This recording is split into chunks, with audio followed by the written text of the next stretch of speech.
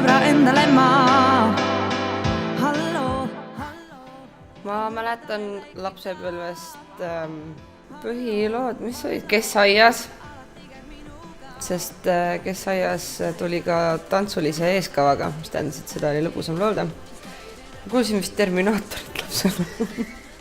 Mina laulan plaadil 2 plära-lära leenut ja helistab mulle mobiilile.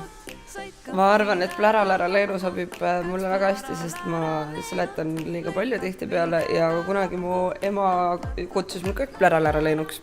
Ja helistab mulle mobiilile, no see on aegumatu hitt. Ja ma arvan, et see tuleks juba ammu uute kuude toppida, nii et see on hea aeg. Ja mul on hea meel seda teha.